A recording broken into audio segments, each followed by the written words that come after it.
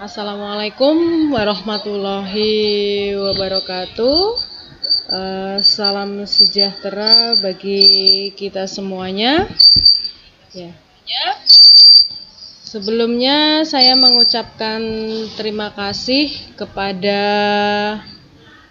Bapak Ibu maupun para siswa yang pada hari ini telah bersedia hadir mengikuti kegiatan diseminasi tentang disiplin positif yang akan saya paparkan secara daring karena kemungkinan memang di sekolah kita sedang banyak kegiatan dan akhirnya tidak bisa melakukannya secara luring dalam beberapa saat ini, begitu. Jadi sebelumnya nanti izinkan saya untuk share screen, memaparkan materi yang akan saya paparkan pada hari ini. Oke. Semoga suara saya terdengar ya. Baik, di sini saya sudah menyediakan Canva untuk saya paparkan. Mohon izin sebentar. Izin untuk mempersiapkan. Iya, terdengar. Bentar, saya mohon izin untuk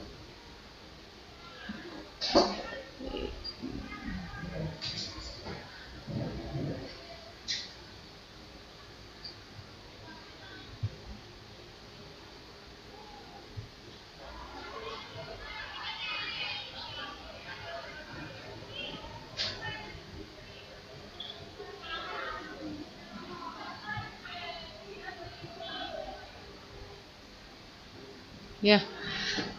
Kali ini kita akan berdiskusi terkait dengan budaya positif. Nah, jadi budaya positif merupakan perwujudan dari nilai-nilai atau keyakinan universal yang diterapkan di sekolah.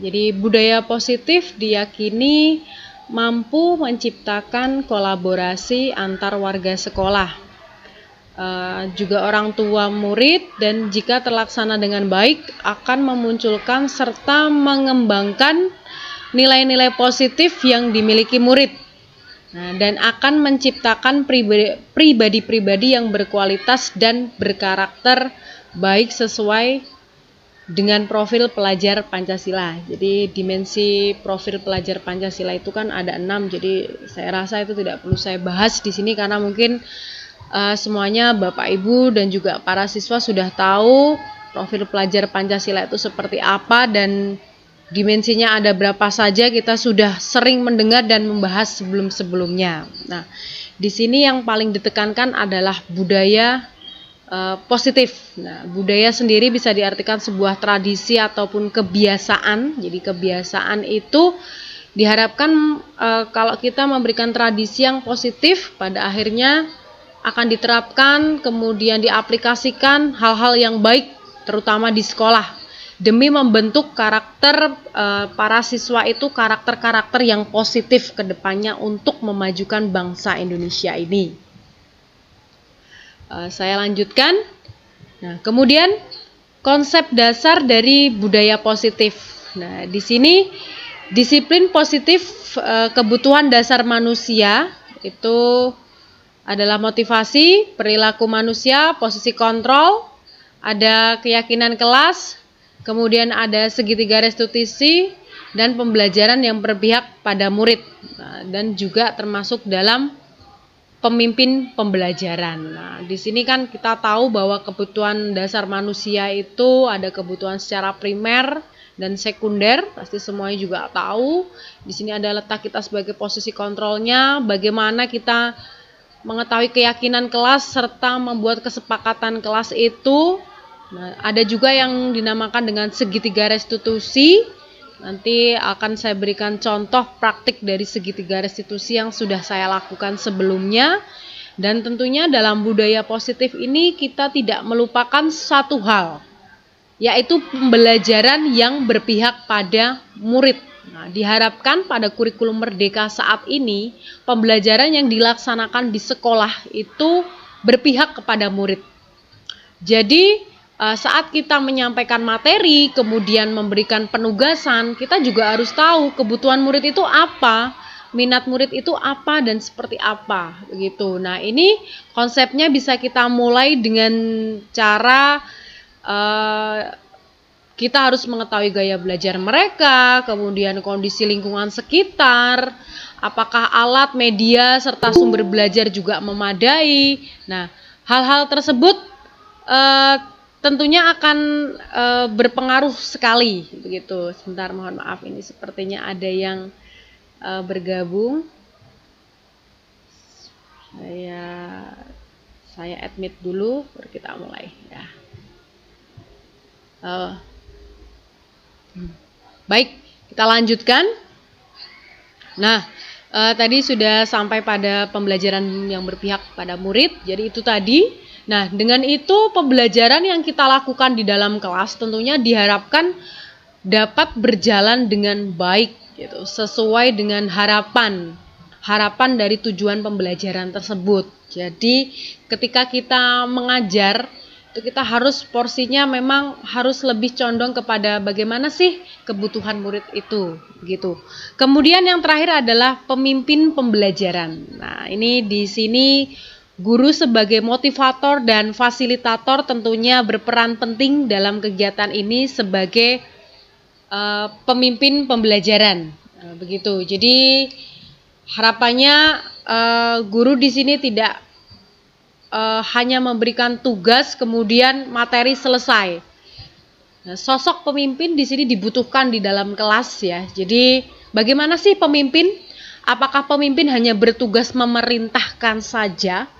Ataukah pemimpin itu berorientasi pada pesuruh? Tapi tidak. Nah, pemimpin yang bisa menjadi contoh untuk para siswa yang ada di sekolah ini. Nah, kedepannya menjadi gambaran, oh seperti ini ya guru kami, dan ketika kita memberikan contoh hal-hal yang baik, tentunya itu akan menjadi landasan, menjadi dasar, kemudian menjadi siswa akan mengikuti kita ke depannya, begitu. Jadi guru itu penting sekali, dalam artian penting sekali untuk memberikan hal-hal, contoh-contoh yang baik kepada para siswa. Nah, kita lanjutkan. Setelah itu ada perubahan paradigma baru. Nah, dari stimulus respon menjadi teori kontrol. Pada stimulus respon, kebutuhan semua orang sama. Semua orang melihat hal yang sama. Nah, jadi kita tahu ya, sebenarnya kita itu punya kebutuhan yang sama gitu. Melihat hal yang sama. Tapi di sini guru diharapkan untuk mencoba mengubah murid agar pandangan sama dengan guru. Jadi kita di kelas harus memiliki tujuan yang sama. Kita sampaikan tujuan pembelajaran hari ini adalah kita belajar misalnya teks anekdot. Siswa tahu, oh hari ini kita akan belajar teks anekdot. Kemudian teks anekdot itu ciri-cirinya apa? Jadi pandangan guru dengan siswa itu sama. Ketika pandangan itu sama, nah akhirnya ketika dalam proses pembelajaran ini ada kesinambungan, chemistry, hubungan antara guru dengan siswa. Nah, kemudian perilaku buruk siswa dilihat sebagai sebuah kesalahan. Guru bisa mengontrol murid dan model berpikir menang atau kalah. Nah, untuk teori kontrol, kebutuhan semua orang tidak sama. Semua orang memiliki gambaran berbeda. Guru berusaha memahami pandangan murid. Perilaku buruk murid memiliki tujuan agar tidak bisa mengontrol murid dan model berpikir menang-menang. Oke, nah ini paradigma yang terbaru saat ini. Kemudian, nah, jadi makna disiplin positif, mohon maaf ada sedikit typo di sini. Ya, makna disiplin cenderung diartikan sesuatu yang dilakukan seseorang pada orang lain untuk mendapatkan kepatuhan. Kecenderungan tersebut haruslah diubah. Sebagai pendidik, kita itu harus menciptakan anak-anak yang memiliki disiplin diri untuk dirinya. Aku harus disiplin, mereka harus punya disiplin diri. yang berasal dari dalam diri anak itu sendiri atau dari intrinsik mereka, sehingga mereka dapat berperilaku dengan mengacu dengan nilai-nilai kebajikan, bukan dengan apa yang kita hargai atau pencapaian suatu tujuan ataupun menghindar dari rasa tidak nyaman. Nah, sebuah contoh misalnya seperti ini, guru ingin memberikan award kepada siswa di kelas. Ayo, ini Bu Guru ada kuis. Siapa yang bisa menjawab lebih dulu dan lebih tepat, siswa tersebut boleh pulang lebih awal. Atau misalnya boleh meninggalkan KBM dan kalian bebas di luar. Nah, hal itu cenderung membuat siswa, misal kuisnya tidak berupa opsi pilihan ganda, begitu. Nah, membuat teks terlebih dahulu atau menyelesaikan pekerjaan yang selesai boleh keluar, begitu. Di sini poinnya siswa akan mengerjakan yang penting cepat selesai, tetapi kontennya tidak sesuai yang diharapkan, terserah. Yang penting sudah selesai, saya pengen keluar. Nah, itu nanti ke depannya akan mengubah pola pikir peserta didik. Pola pikirnya akan berubah. Aku apa-apa mau yang cepat, aku apa-apa yang mau cepat. Tidak seperti itu. Tapi di sini makna disiplin itu nanti diharapkan siswa itu juga memiliki tanggung jawab untuk menyelesaikan sesuatu dengan benar dan baik, begitu ya. Nah, kemudian kita lanjutkan. Nah, ini berkaitan dengan kebutuhan dasar manusia. Kebutuhan menjadi alasan terbentuknya motivasi pada diri seorang individu untuk melakukan semua kegiatan yang sekiranya dapat menopang individu tersebut dalam usaha memenuhi kebutuhan mereka. Nah, ini sangat kita ketahui sekali bahwa tentunya untuk memenuhi kebutuhan dasar manusia akan melakukan berbagai hal, akan melakukan berbagai cara. Nah, di sini kita sebagai guru perlu memberikan solusi, kemudian arahan kepada siswa. Kalau kamu mau dapat nilai baik, apa yang harus kamu lakukan? Nah, kalau kamu ingin disenangi temanmu, kamu ingin tugas kelompokmu hasilnya maksimal, ini loh yang harus kamu lakukan. Kita memberikan contoh, memberikan support, memberikan motivasi. Nah, kebutuhan dasar yang pertama adalah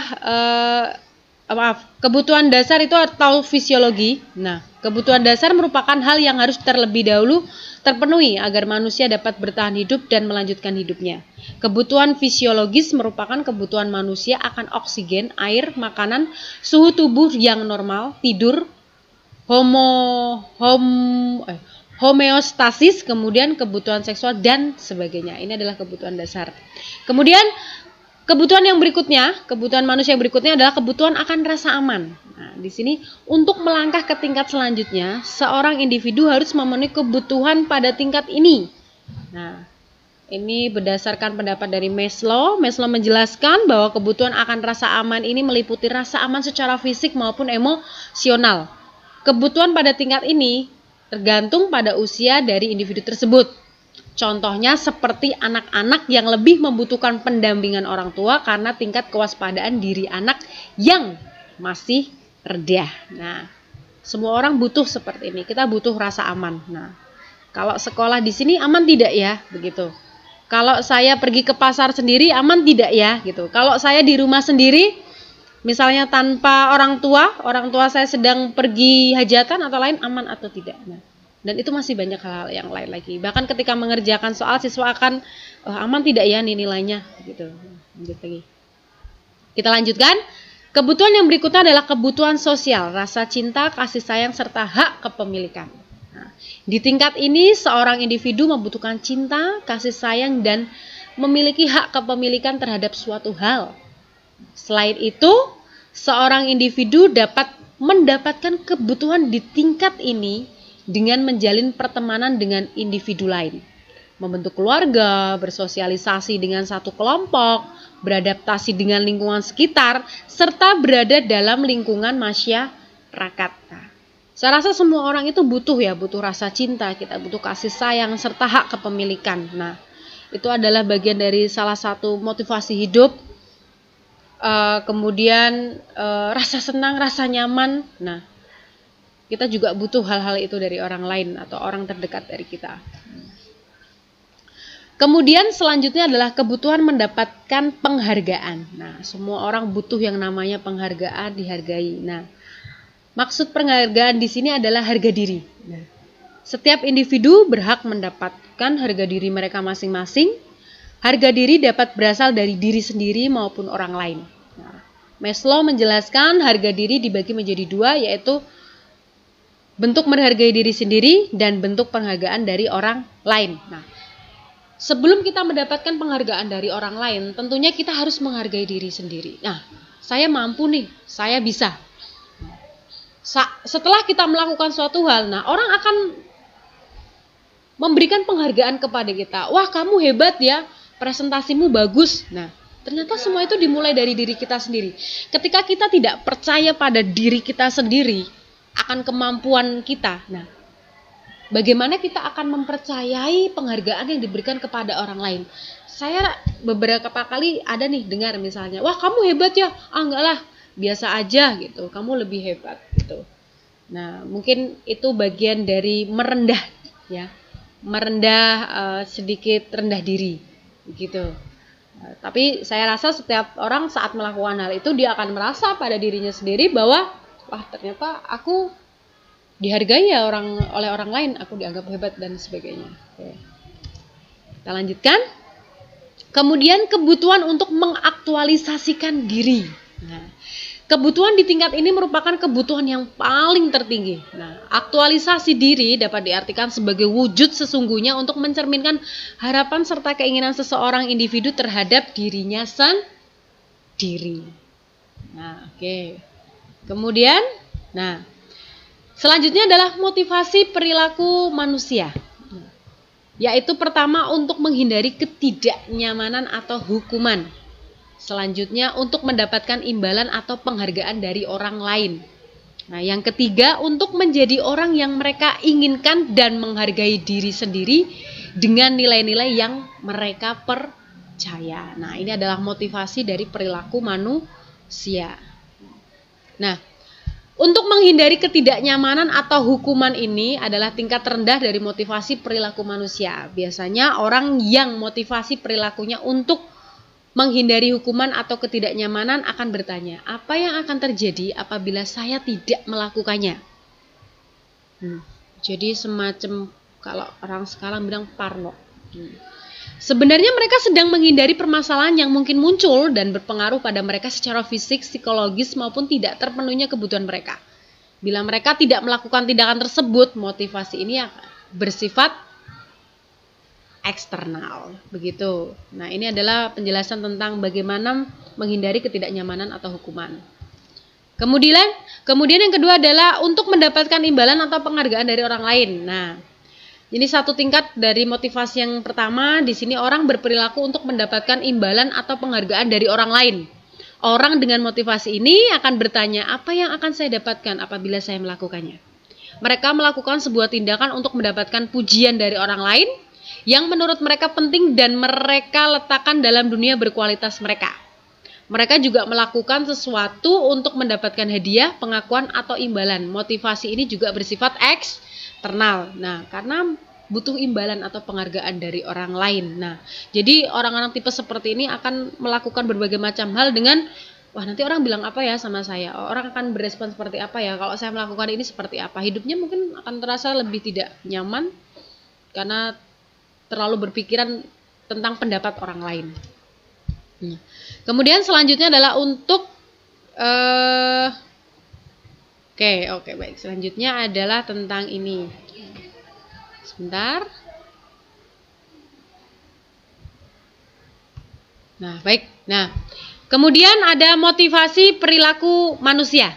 Nah, di sini yang pertama ini tadi ya, nah ini tadi motivasi yang saya jelaskan. Pertama adalah untuk menghindari ketidaknyamanan atau hukuman, kemudian untuk mendapatkan imbalan atau penghargaan dari orang lain. Yang ketiga adalah untuk menjadi orang yang mereka inginkan dan menghargai diri sendiri dengan nilai-nilai yang mereka percaya. Nah, di sini ada contoh, misalnya murid bertanya, apa yang akan terjadi apabila saya tidak melakukannya? Nah, seperti yang saya dapatkan tadi dan selanjutnya. Kemudian Selanjutnya adalah dorongan yang timbul pada diri seseorang secara sadar atau tidak sadar untuk melakukan suatu tindakan untuk tujuan tertentu. Yang pertama adalah ada motivasi eksternal, ada motivasi internal. Jadi ada dua. Murid melakukan kedisiplinan dikarenakan takut menghindari dari hukuman atau pengharapan akan bentuk penghargaan. Kemudian, murid melakukan kedisiplinan dikarenakan sadar akan nilai-nilai kebajikan dalam dirinya. Nah, menghargai nilai kebajikan dari diri sendiri. Nah, kedua hal ini tentunya akan saling berkaitan, tapi yang paling jelas harapannya adalah murid itu memiliki motivasi intern. Jadi dalam dirinya murid itu punya rasa yang wah, saya harus nih melakukan ini gitu. Nah, dengan melakukan ini melakukan kedisiplinan itu adalah bagian dari kesadaran mereka dalam menerapkan kalau saya hari ini berangkat sekolah lebih awal itu akan lebih baik daripada saya berangkat terlambat. Disiplin, sadar kalau seharusnya sekolah itu ya harus sampai di sekolah sebelum pukul 7. Nah, begitu. Nah, itu kesadaran diri. Jangan hanya karena, wah nanti kalau terlambat nih pasti saya dihukum nih. Kemudian saya disuruh nyapu. Terus ada yang mengatakan mungkin nanti saya disuruh macam-macam. Mungkin setiap sekolah punya cara tersendiri untuk mendisiplinkan peserta didiknya. Nah, konsep disiplin kemudian konsep disiplin dengan pendekatan restitusi. Nah, ini sebuah cara menanamkan disiplin pada murid. Nah, saya kan nanti habis ini saya kasih contoh ya. Jadi, apa itu restitusi? Nah, restitusi adalah proses menciptakan kondisi bagi murid untuk memperbaiki kesalahan mereka sehingga mereka bisa kembali kepada kelompok mereka dengan karakter yang lebih kuat. Kalau saya dulu menganggap kalau saya tidak disiplin, kuku saya panjang, guru saya akan langsung memukul tangan saya. Ketika saya terlambat, mereka akan bilang, mengapa kamu bangun kesiangan? Apakah orang tua kamu tidak membangunkan kamu sehingga kamu jam segini baru bangun? Dimarahin dan sebagainya. Nah, saya merasakan hal yang berbeda ketika saya menjadi CGP kali ini. Nah, ternyata kalau ada kesalahan yang ditimbulkan oleh siswa melakukan kesalahan, bukan seperti itu cara penanganannya. Kita tidak langsung marah, begitu ya. Nah, ciri-ciri restitusi. Ini ada yang pertama menguatkan dan fokus pada solusi, fokus pada karakter bukan pada tindakan, kemudian bukan menebus kesalahan tapi belajar dari kesalahan. Gitu. Kemudian mencari kebutuhan dasar yang mendasari tindakan, tawaran bukan paksaan, memperbaiki hubungan, menuntun untuk melihat ke dalam diri. Nah, ini ada contoh. Ini sebenarnya saya buat pada tugas demonstrasi kontekstual saya di modul 1.4. Semoga bisa diputar di sini ya. Nah.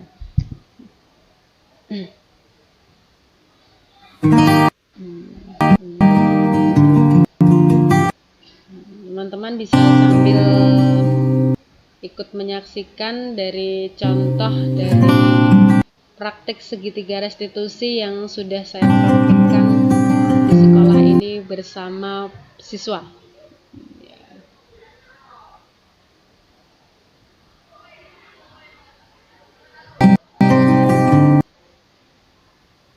Mungkin agak sedikit ngadat, bersabar, memang jaringannya kurang stabil.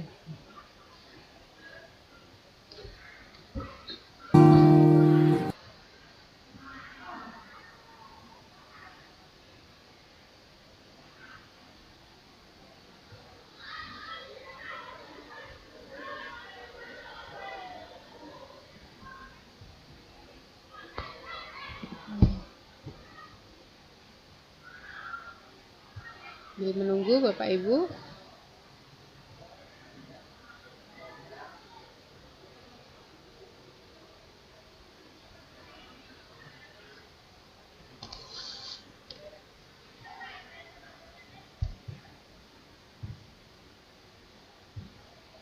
Kalau saya coba beralih internet, sepertinya takutnya akan mati.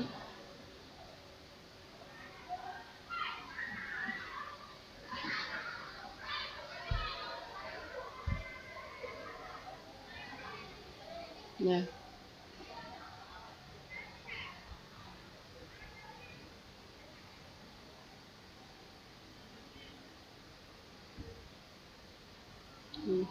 Kalau tidak, saya akan berbagi layar dengan Zoom yang lain, nanti akan lebih cepat.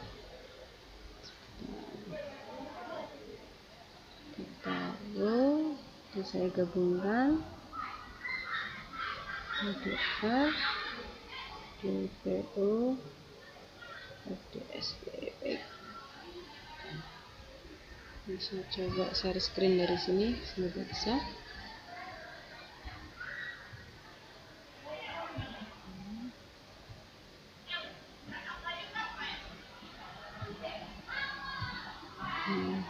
Sebentar, Ibu, saya coba share screen dari sini.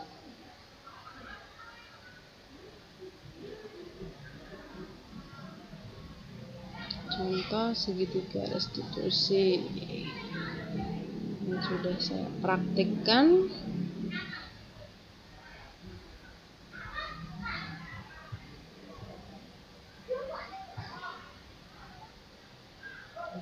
Saya bagikan.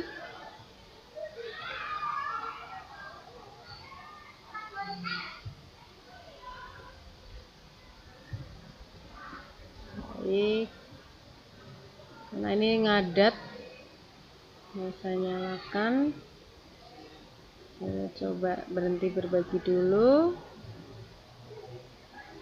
Hentikan presentasi. Saya coba berbagi layar lewat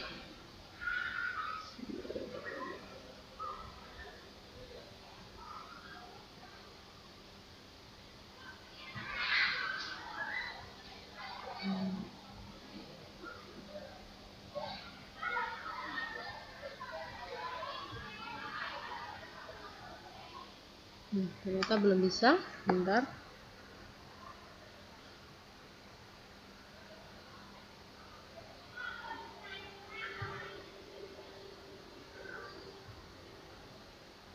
Baik, saya lanjutkan dulu Bapak Ibu. Nanti kalau sudah bisa diputar, nanti akan saya coba untuk bagi layar. Saya coba bagi layar lagi.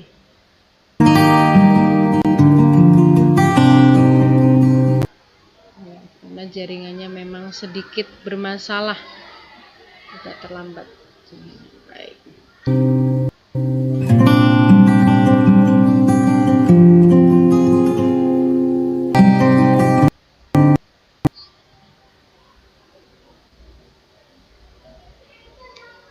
Baik, saya lanjutkan.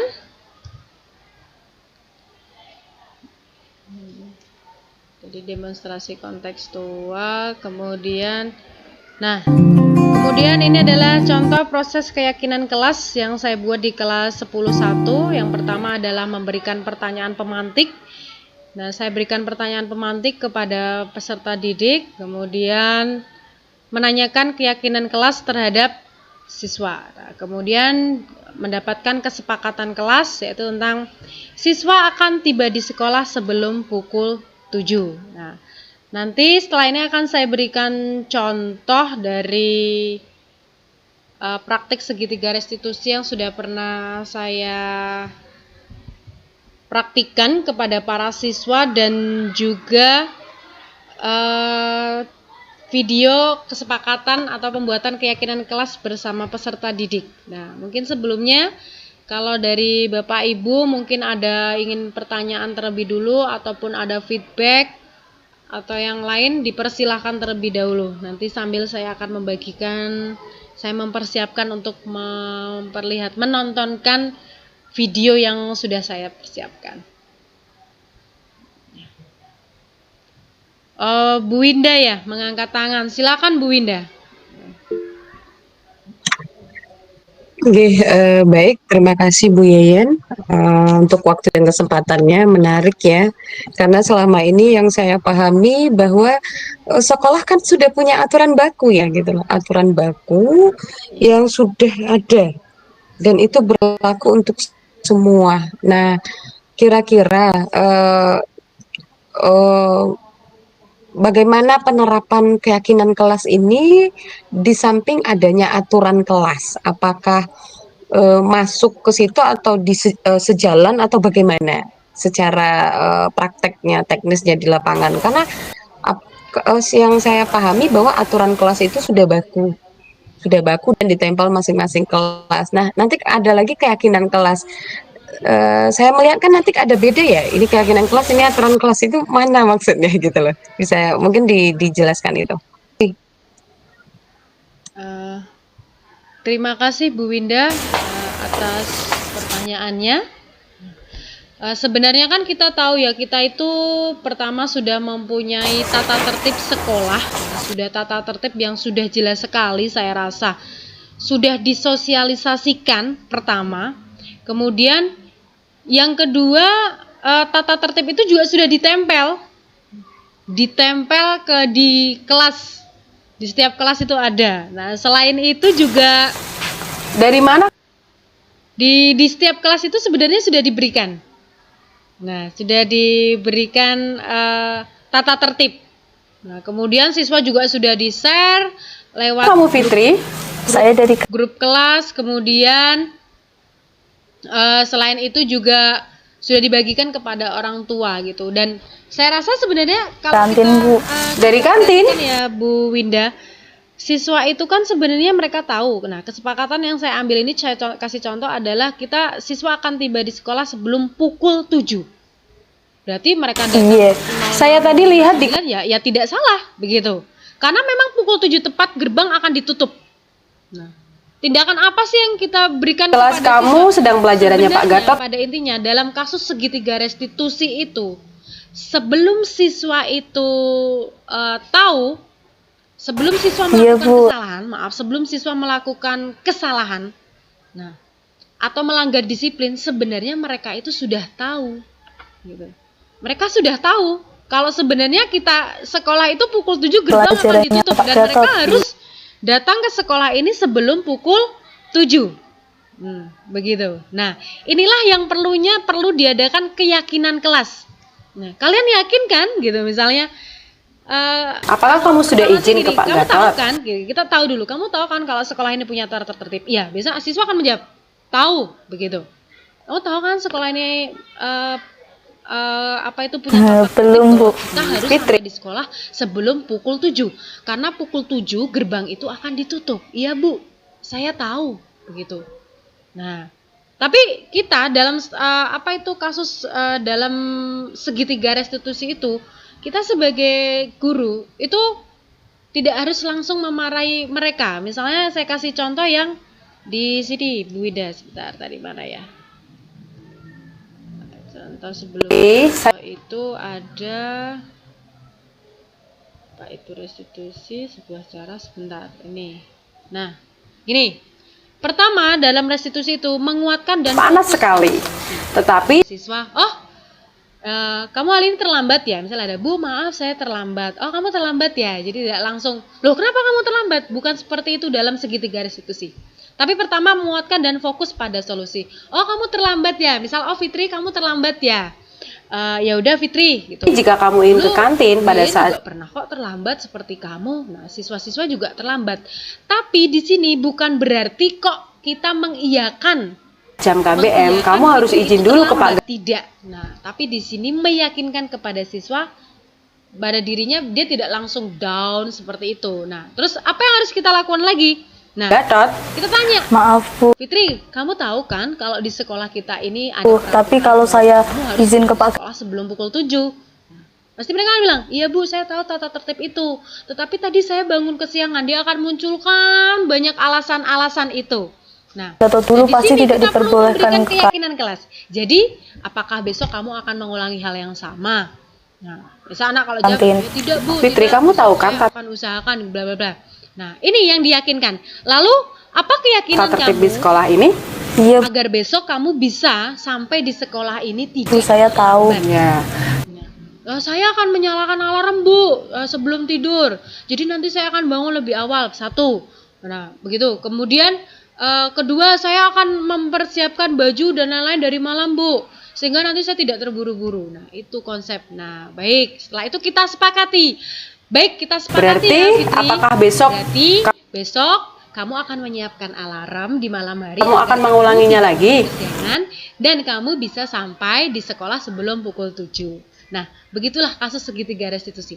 Ternyata ya, Bu Winda, Tidak Bu, saya tidak akan mengulanginya lagi. apa itu tipenya kadang kayak yang suka kalau lihat siswa yang suka terlambat dan lain-lain itu, kadang kita pengennya marah ya, Bu ya, marah. Lagi. Kamu itu Baik kenapa ya sih? Fitri. Kamu kenapa sih terlambat begitu? Harusnya kamu kan tidak terlambat begitu misalnya. Harusnya kan kamu tahu kita peraturan. Nah, ternyata anak itu tidak bisa diperlakukan seperti itu. Anak juga perlu kita rangkul, kita berikan kasih sayang, karena anak itu juga pertama mereka butuh kasih sayang. Nah, selain kasih sayang itu, mereka juga butuh kebebasan. Kan banyak hal nih, kebebasan tidak hanya di Bali. Ya mereka bebas, akan mereka bebas nih, saya bebas berangkat kapanpun gitu. Saya bebas nih misalnya di sekolah mau makan sambil minum dan lain-lain seperti itu. Nah, itu Bu Winda, kalau dalam segitiga restitusi itu perlakuan kita kepada peserta didik seperti itu. Saya sendiri kalau dulu sebelum tahu saya pengennya marah. Kamu ya duduk diam, dengarkan saya kalau ngomong. Kamu tidak boleh nih main HP sendiri. Setelah saya menjadi CGP ini dan kemudian saya belajar, oh segitiga restitusi seperti itu. Itulah cara memperlakukan siswa. Nah, kalau kita mendapatkan siswa yang salah, ternyata itulah treatment atau tindakan yang kita perlu lakukan kepada peserta didik. Begitu Bu Winda. Sedikit Bu Yayan. Saya sehubungan dengan saya ini guru agama ya gitu loh, bahwa dalam mendisiplinkan siswa kita nggak boleh memaksa gitu ya. Apakah ada pengecualian untuk perkara perintah agama nih, contoh sholat itu kan kewajiban. Nah, perintahkan anak-anakmu untuk sholat di usia 7 tahun, kalau enggak pukullah kakinya. Tapi kan kita sebagai guru, orang tua murid di sekolah, kita ya enggak mungkin mukul anak gitu loh, itu yang pertama. Tapi dengan langkah-langkah konsekuensi yang kita kesepakati bersama, keyakinan kelas, keyakinan belajar, kontrak belajar, termasuk di sana konsekuensi ketika tidak melaksanakan sholat. Gini Bu Yayan, saya kadang merasa tertampar dengan restitusi, salah satunya tidak boleh dengan kekerasan, tidak boleh tentu dengan hentakan, bentakan, atau bahasa kasar, saru, dan lain sebagainya. Nah, karena saya berasal dari luar Jawa ya, jadi bawaan saya keras, tampang juga sedikit sangar gitu loh. Jadi padahal maksud saya tidak menakut-nakuti atau tidak membuat memaksa siswa, tidak gitu, cuman mengingatkan, saling mengingatkan gitu. Apakah hal itu juga salah yang saya lakukan? Misal nih, anak-anak ketika udah waktunya jam sholat, saya muter nih, meskipun kadang tanpa terdengar dari jauh, anak-anak udah bilang Bu Winda. Berarti kan otomatis itikat siswa saya sholat ya karena satunya ya karena di apa namanya itu tujuan dan restitusi ini gitu loh. Kalau kadang saya mikir apa enggak sebaiknya saya berhenti aja. Yang penting anak-anak dikasih penanaman, dikasih nilai-nilai karakter, dikasih tahu itu tanggung jawab, hak, kewajiban, ketaatan dan lain sebagainya. Terus yaudah biarin aja, ngapain harus dioyo, ya kan kesadaran diri. Atau saya sebagai guru yaudah biarin aja, ya, udah diingat sekali 2 kali tetap tidak mau, ya berarti apa langkah saya selanjutnya gitu loh Bu Yayan. Ya baik, terima kasih Bu Winda ya. Itu juga yang sempat saya pikirkan, aduh berarti selama ini saya salah ya gitu. Itu yang pertama kali saya tangkap ketika saya mulai mendapatkan teori dari segitiga restitusi ini. Berarti saya salah ya gitu. Nah, tapi kalau kita berkaca, kita kembali, memang pada dasarnya anak gitu. Kita katakan mereka anak ya, walaupun sebenarnya sudah remaja, tapi memang susah sekali kan ya Bu ya, susah sekali. Saya kadang gini, yang bener aja sih, misalnya kita guru suruh nerapin seperti itu, sedangkan kita sebagai guru dulu itu jujur, kita tidak mendapatkan hal seperti itu dalam pendidikan di Indonesia ini. Kemudian tiba-tiba muncul filosofi KHD yang bermacam-macam itu, dan saya merasa juga, ini bener nggak sih? Ini yang terbaru. Ini pendidikan di Indonesia terbaru. Kurikulum Merdeka itu seperti ini. Nah, guru penggerak digerakkan untuk melakukan hal yang seperti ini. Mensosialisasikan di sekolah. Andai kan itu terjadi, saya melihat misal beberapa guru yang ada di sekolah saya, di sekolah kita ini ya Bu Indah, misalnya di sekolah kita, terus kita lihat ada beberapa guru yang memang kadang statementnya keras atau apa gitu. Mungkin kayak tadi Bu Winda berasal dari luar Jawa. Kalau Bu Winda terlihat dengan intonasi yang tinggi, orang lain akan merasa Bu Winda marah. Tapi sebenarnya Bu Winda tidak marah, ya kan Bu Winda ya? Ya, Bu Winda tidak marah gitu ya kan? Ya. Selalu saya bilang, loh Bu Winda jangan suka marah-marah dong, gitu kan? Loh, ini tidak marah Bu Yeyen, begitu. Ya inilah saya seperti ini, begitu kan Bu Winda ya? Tapi iya benar kan ya Bu Winda ya? Ya. Tapi orang-orang di sini menganggap, wah marah nih, bilang wah Bu Winda marah nih kalau kita nggak sholat, begitu. Nah harapannya dengan penerapan segitiga restitusi ini Bu, kita coba bersama lah ya, kita coba bersama.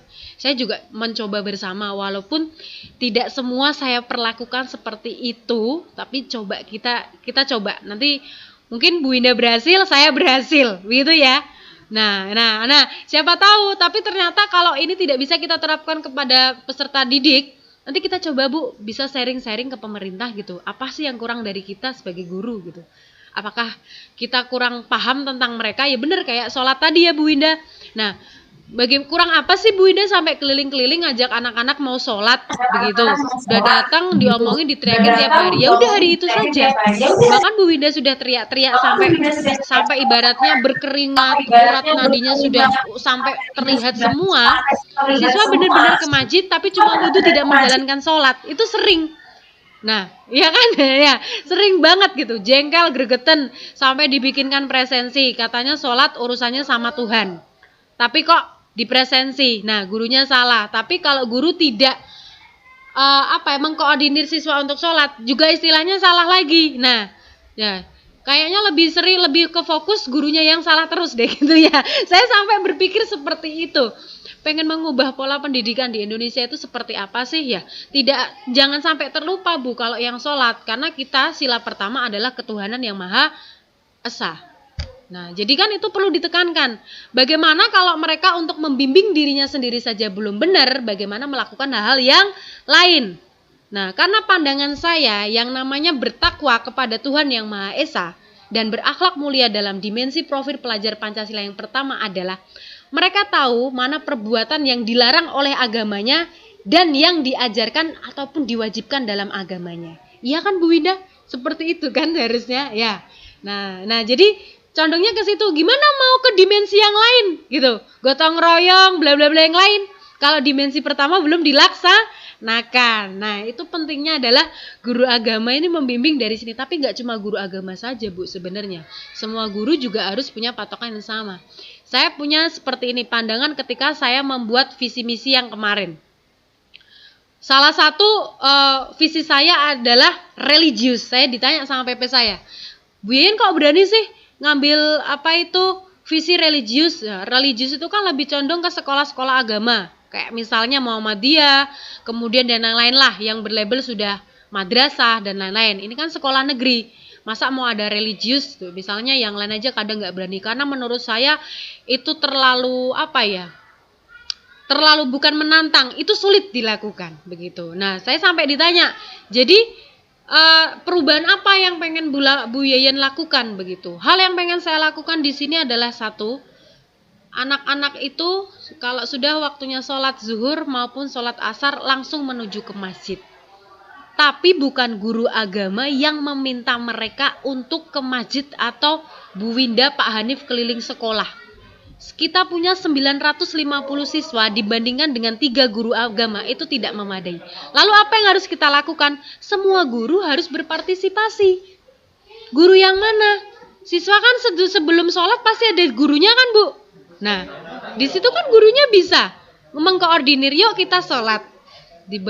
Siswanya sudah ke masjid, nggak ada salahnya guru nungguin 5-10 menit, nungguin mereka untuk menuju ke masjid. Saya rasa itu akan lebih baik, begitu.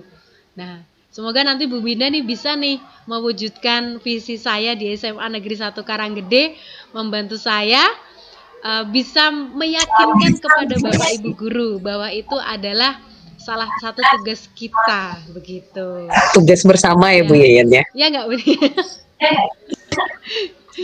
Ya. Ada tambahan lagi dari yang lain? Oke, ya. Baik, kalau tidak ada, ya, saya akan coba putar lagi kalau memang bisa. Tapi nanti kalau tidak bisa, nanti saya share aja bareng-bareng jadi kita bisa nonton, begitu ya. Nah, itu tadi sebenarnya contoh segitiga restitusi yang saya paparkan tadi itu sudah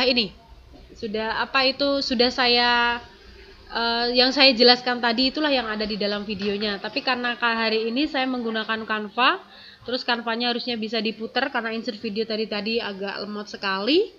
Nah, pada akhirnya akhirnya saya ceritakan secara langsung seperti itu. Dari yang lain tidak ada pertanyaan? Ya, baik. Kalau mungkin tidak ada pertanyaan ataupun tambahan untuk diseminasi kita pada hari ini, saya akhiri cukup sekian.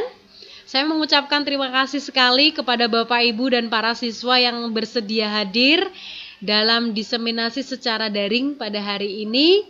Semoga paparan yang saya sampaikan memberikan manfaat bagi semuanya, tentunya untuk kemajuan sekolah kita tercinta SMA Negeri 1 Karanggede ini ya. Saya akhiri. Selamat sore, selamat melanjutkan aktivitas. Jika ada salah kata saya mohon maaf. Assalamualaikum warahmatullahi wabarakatuh. Waalaikumsalam.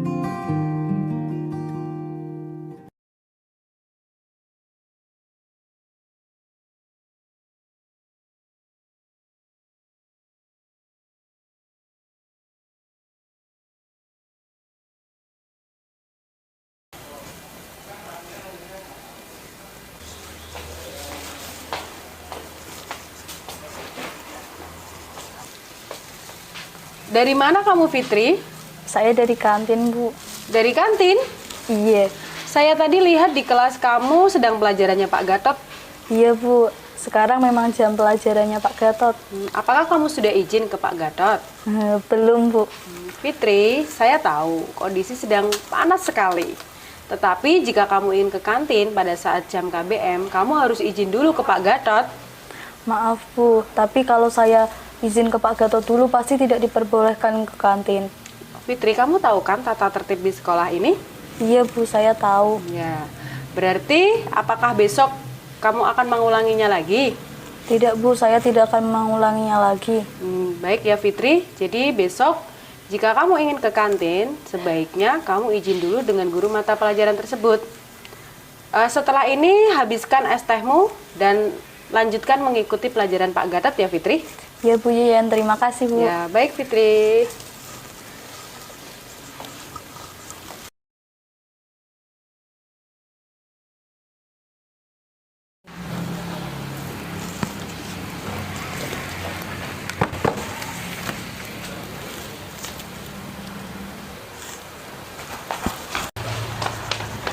Selamat pagi, Bu Yayan. Selamat pagi, Fitri.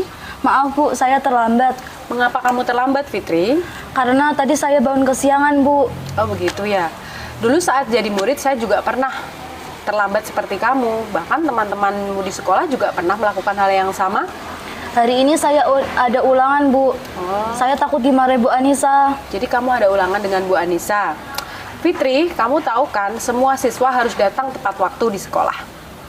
Ya, Bu, saya tahu. Oke, jadi apa konsekuensinya? Apakah kamu besok akan melakukan hal yang sama lagi? Tidak, Bu, saya tidak akan mengulanginya lagi. Saya akan bangun lebih awal. Bagaimana atau apa yang akan kamu lakukan agar kamu bisa bangun lebih awal? Saya akan menyiapkan alarm, Bu, sebelum tidur. Baiklah, Fitri. Baik, Fitri, saya akan memberikan kamu surat izin untuk masuk ke kelas. Kamu setelah ini boleh masuk ke kelas ya, Fitri. Iya Bu Guru, terima kasih. Ya. Ini Fitri. Terima kasih Bu. Sama-sama Fitri.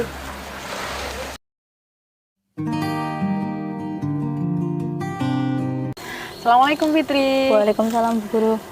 Fitri, tadi kan kita sudah mempraktekkan ya tentang disiplin positif, terutama praktek tentang segitiga restitusi. Ini Bu Yeyen mau tanya ini tanggapan kamu terkait kasus-kasus yang sudah kita praktekkan. Tadi kan kita mempraktekkan, saya sebagai guru, kamu sebagai seorang murid. Sudah ada 2 kasus ya, yang tadi sudah kita praktekkan. Pertama kasusnya adalah tentang ketika saat jam KBM, kan tadi ada siswa yang jajan di kantin. Nah, Bu Yen pengen tahu tanggapanmu seperti apa tentang kasus yang sudah kita praktekkan tadi.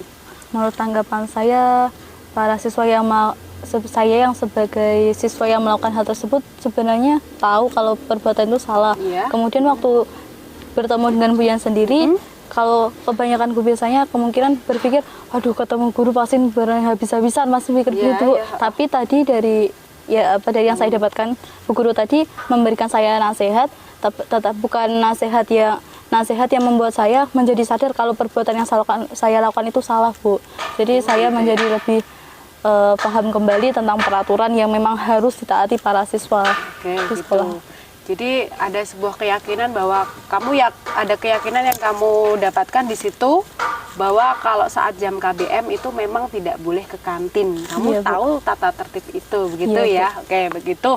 Kemudian kalau kasus yang kedua tadi kan kita sudah mempraktekkan, saya sebagai guru piket saat itu, kemudian kamu sebagai siswa terlambat ya datang ke sekolah. Tanggapan kamu apa tentang kasus kedua itu? Tanggapan saya itu, kalau biasanya murid tuh kalau berangkat sekolah, apalagi kalau emang ada kendala waktu di jalan tuh pasti udah kayak khawatir banget. Ya udah ini gimana nanti kalau ketemu sama guru, kan kebiasaan pasti mereka akan dihukum. Tapi waktu saya ketemu sebagai siswa yang bertemu dengan Bu Yeyen tadi, saya menjadi lebih tenang, kemudian saya juga sadar kalau ternyata memang saya harus lebih mengoptimalkan waktu atau membagi waktu saya agar lebih efisien untuk berangkat ke sekolah, Bu. Jadi saya juga selain itu saya juga menjadi bisa menghargai waktu. Iya, menghargai waktu. Juga saya menjadi tahu kalau terlambat itu yang rugi siapa. Iya, jadinya itu. Iya, Bu. Jadi juga waktu di situ juga yang biasanya pasti murid jadi khawatir, aduh ini pasti bakal dimarahi sama guru. Tapi waktu Bu Guru tadi, jadi kita juga lebih, kan tidak semua siswa terlambat tuh tidak karena cuma mungkin kemarin ada kendala yang lainnya, Bu. Jadi waktu bertemu dengan Bu Yen tadi, saya lebih tenang. Karena Bu Guru di sana bukan memarahi terus menghukum, tetapi menasehati, seperti itu, Bu. Begitu, ya. Jadi sudah tahu ya sekarang ya. Intinya keyakinan kelasnya, keyakinan yang kamu dapatkan juga di situ, bahwa kamu sadar tata tertib di sekolah itu memang harus ditegakkan gitu. Di sini juga tidak hanya siswa hanya menaati peraturan, tapi juga sikap tanggapan guru itu juga penting ternyata ya, membangun siswa. Di sini kan pada intinya adalah kita juga seorang guru itu harus memahami karakter siswa, kemudian selain itu kita juga harus tahu kebutuhan siswa itu apa gitu. Jadi untuk menegakkan tata tertib kita juga harus tahu kebutuhan siswa. Ternyata siswa itu juga butuh kasih sayang ya, iya kan? Ya, butuh kasih sayang. Tadi kalau pas teh ternyata siswa itu juga butuh kebebasan, ya nggak? Iya. Bebas ternyata. Kalau di kelas mereka juga bebas dalam artian aku haus jadi harus minum es teh. Nah, guru juga di situ harus tahu kalau siswa tuh butuh kebebasan. Betul. Tetapi kebebasan yang seperti apa sih sebenarnya yang baik? Nah, disitulah posisi guru harus meyakinkan siswa. Oke, kamu bisa seperti itu, tapi kamu juga harus tahu loh sekolah ini punya tata tertib, gitu ya. Dan rasa kasih sayang ketika siswa, alasan terlambat bangun kesiangan dan lain, disitulah kasih sayang seorang guru masukkan di situ, menasehati. Guru juga pernah melakukan hal yang sama seperti kamu, begitu teman-teman juga pernah. Tapi konsekuensinya adalah bagaimana sih besok agar kamu bisa datang lebih awal, datang tepat waktu. Apalagi tadi kalau ada ulangan, ya ketika terlambat juga merugikan diri sendiri. Seperti itu ya Fitri ya. Baik, terima kasih Fitri atas tanggapannya juga sudah tadi kita melakukan praktek bersama. Semoga yang kita lakukan hari ini bisa bermanfaat ya Fitri. Amin. Ya, terima kasih Fitri. Terima kasih kembali Bu.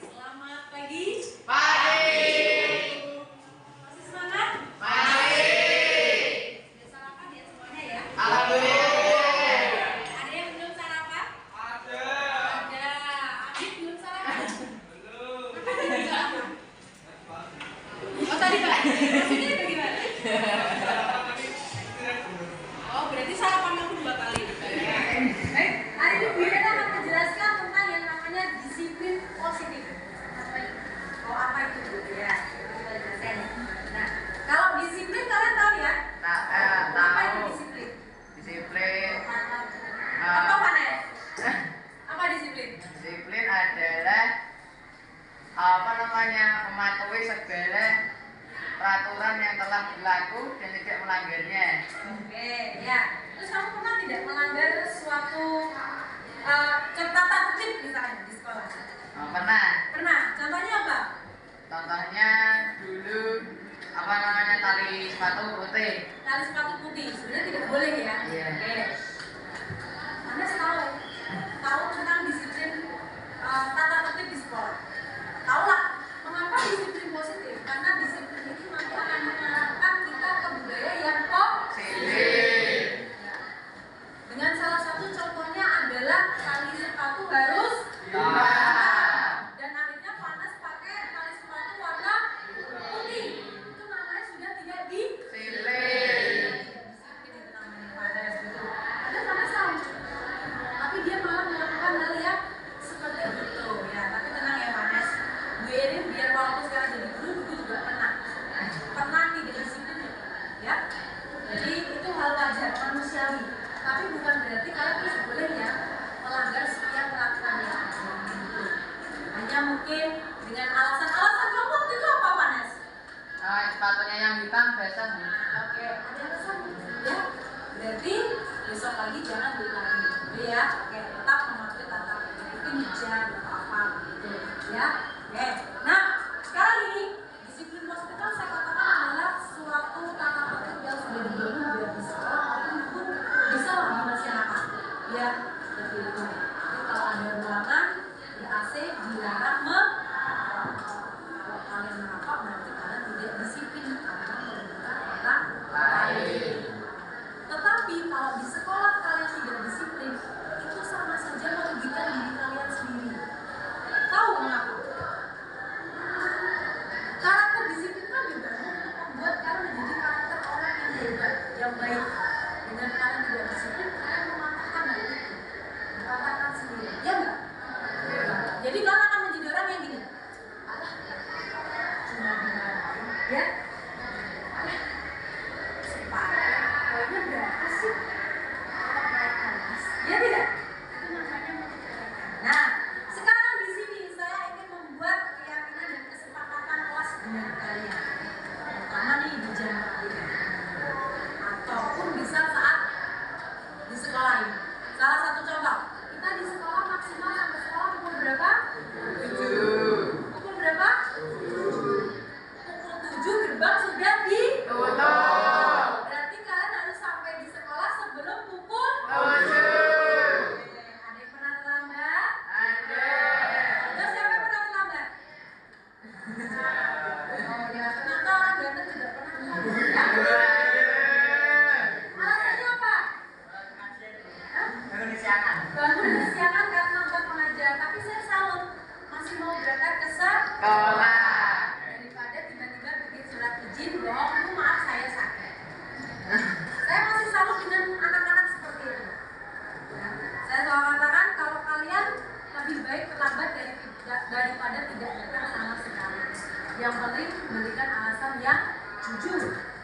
Bagus, sudah seperti itu ya, tidak apa-apa. Bilang saja, saya kesiangan, tapi saya tetap mau sekolah Pak. Ya, tapi dengan syarat jangan mengulangi lagi. Yakin tidak akan mengulangi lagi? Yakin.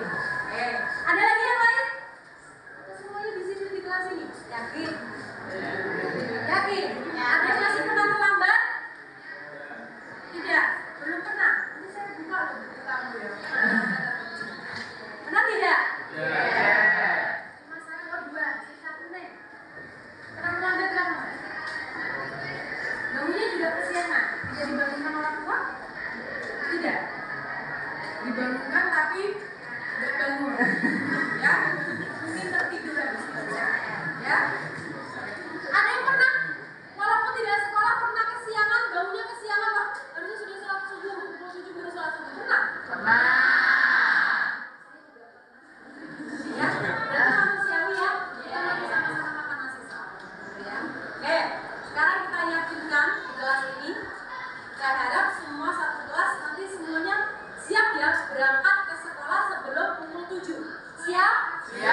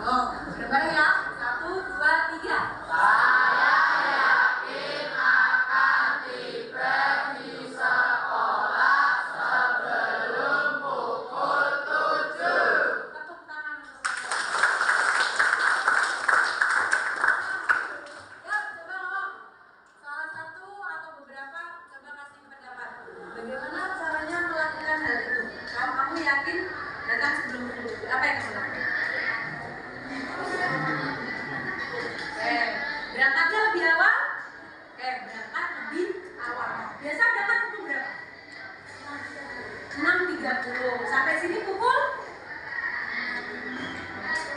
6.40.